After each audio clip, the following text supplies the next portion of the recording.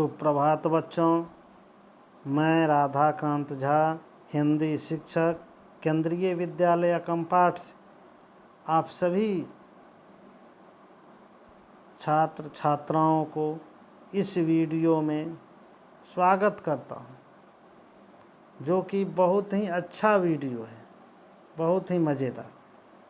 इसमें आपको एक अलग जैसे हम लोग सोचते हैं जो बहुत बड़ा काम ही साहसिक काम होता है, छोटा काम भी साहस भरा होता है।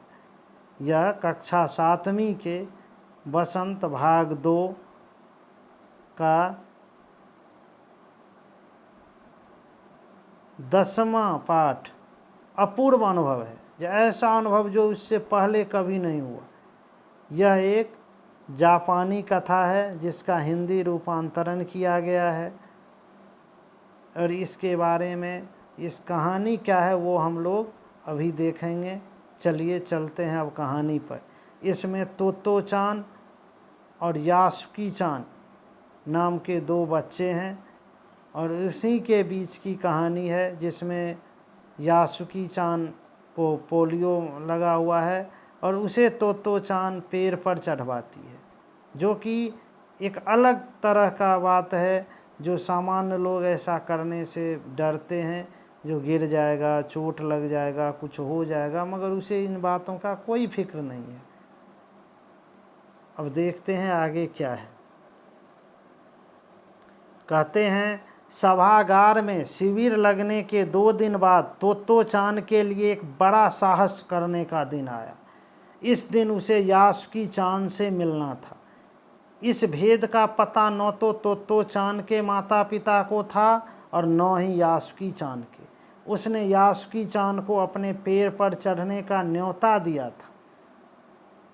तोमोए में जापान का एक जगह है जहां हर एक बच्चा बाघ के एक एक पेड़ को अपने खुद के चढ़ने का पेड़ मानता है। जैसे हम लोग अपना घर मानते हैं, अपना कुछ मानते हैं, वैसी तरह से तोतो-चान का जो पेड़ था वह मैदान के बाहरी हिस्से में कुहोन बुत्सु जाने वाली सड़क के पास था। बड़ा सा पेड़ था, उसका चढ़ने जाओ तो पैर फिसल जाते, बहुत मुश्किल से चढ़ना होता था। पर एक दो शाखाएं निकली हुई थी वहाँ से, वहाँ तक, जो कि ज़मीन से 6 फुट की ऊंचाई पर था। वहाँ पहुँचने पर वह जगह आरामदेह जगह था, झूले की तरह। तो तोतो-चान प्रायः अक्सर खाने की छुट्टी के समय या स्कूल के बाद ऊपर चढ़ी मिलती।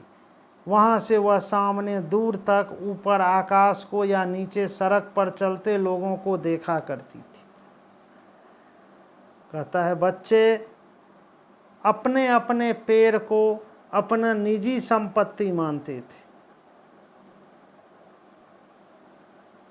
किसी दूसरे के पेड़ पर चढ़ना हो तो उससे पहले पूरी शिष्टता से माफ़ कीजिए, क्या मैं अंदर आ जाऊं, ऐसा बोलना होता था, ऐसे पूछना होता था। यासुकी-चान को पोलियो था, इसलिए वह न तो किसी पेड़ पर चढ़ पाता था, न किसी पेड़ को निजी संपत्ति मानता था।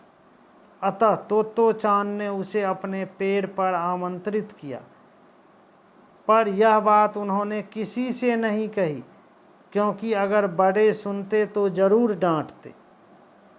ये है यासुकी-चान। देख लो, एक पाँव से ये डिस्टर्ब है। घर से निकलते समय, अब देखो तोतो-चान घर से निकलते समय अपनी माँ से क्या कह रही है। वह कहा कि वह यासुकी-चान के घर डेनेन चोफू जा रही है। चूँकि वह झूठ बोल रही थी, इसलिए उसने माँ की आँखों में नहीं झांका, क्योंकि उसे डर था जो चोरी पकड़ी जा सकती है, झूठ पकड़ी जा सकती है। वह अपनी नज़रें जूतों के फीतों पर ही गड़ाए रही। हम लोग भी जब कुछ झूठ बोलते हैं, कुछ छुपाना चाहते हैं, तो सर नीचे किए रहते हैं। ये बताता है जो आपको अपने अंदर गलती का एहसास हो रहा है, जो हम गलत कर रहे हैं। रॉकी उसके पीछे पीछे स्टेशन तक आया। जाने से पहले उसे सच बताए बिना तोतो चान से रहा नहीं गया। वह बोली, मैं यासुकी चान को अपने पैर पर चढ़ने देने वाली हूँ। रॉकी को बताए। जब तोतो चान स्कूल पहुंची तो रेल पास उसके गले के आसपास हवा में उड़ रहा था। यासुकी चान उसे मैदान में क्यारियों के पास मिला। गर्मी की छुट्टियों के कारण सब सूना पड़ा था। यासुकी चान उससे कुल जमा 1 ही वर्ष बड़ा था, पर तोतो चान को वह अपने से बहुत बड़ा लगता था। जैसे ही यासुकी चान ने तोतो चान को देखा, वह पैर घसीटता हुआ, एक पैर जो पोलियो जिस पैर में लगा था, पोलियो की बीमारी, उस पैर को खींचते हुए वो उसकी ओर बढ़ा और अपनी चाल को स्थिर रखने के लिए दोनों हाथ दोनों ओर फैला लिए थे। तोतो चान उत्तेजित थी। वे दोनों आज कुछ ऐसा करने वाले थे जिसका भेद किसी को भी पता न था। वह उल्लास में ठिठिया कर हंसने लगी, जोर जोर से हंसने लगी। यासुकी चान भी हंसने लगा। तोतो चान यासुकी चान को अपने पैर की ओर ले गई और उसके बाद वह तुरंत चौकीदार के छप्पर की ओर भागी, जैसा उसने रात को ही तय कर लिया था। वहाँ से वह एक सीढ़ी घसीटती हुई लाई, उसे तने के सहारे ऐसे लगाया जिससे वह द्विशाखा तक पहुँच जाए। वह कुर्सी से ऊपर चढ़ी और सीढ़ी के किनारे को पकड़ लिया। तब उसने पुकारा, ठीक है, अब ऊपर चढ़ने की कोशिश करो। मगर यासुकी चान के हाथ पैर इतने कमज़ोर थे कि वह पहली सीढ़ी पर भी बिना सहारे के चढ़ नहीं पाया।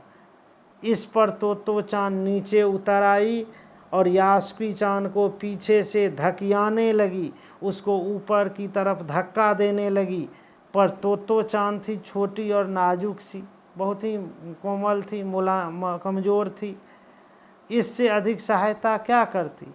यासुकी चान ने अपना पैर सीढ़ी पर से हटा लिया और हताशा से सिर झुकाकर खड़ा हो गया। वो निराश हो गया, अब मैं नहीं चढ़ सकता पैर पर। तोतो चान को पहली बार लगा काम उतना आसान नहीं है जितना वह सोचे बैठी थी। मगर अब क्या करे, वह क्या करे।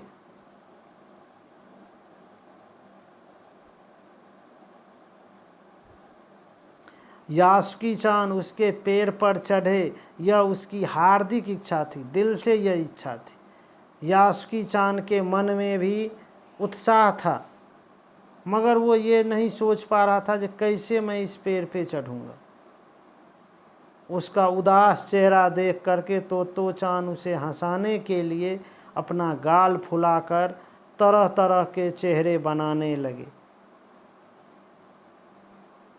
जिससे और फिर बोला, ठहरो ठहरो, एक युक्त बात सूझी है मुझे, एक तरीका से तुम पैर पे आ सकते हो। अब वो कौन सा तरीका था, कैसे वह उसको पैर पर ले गया, उस तरीका के बारे में पैर पर जा पाया या न जा पाया, या वो निराश होकर ही लौट गया, यासुकी चान पैर पर नहीं चढ़ पाया। इन तमाम बातों को, इन तमाम प्रश्नों का जवाब आपको हमारे अगले वीडियो में मिलेगा। इसलिए आप लोग इस वीडियो को भी देखें और अगले वीडियो भी आप लोगों के पास बहुत जल्द आएगा। तब तक के लिए धन्यवाद। इस वीडियो को देखें, चैनल को सब्सक्राइब करें, जिससे कि आपको इस तरह का सभी वीडियो आप आसानी से देख सकें। लाइक करें। धन्यवाद।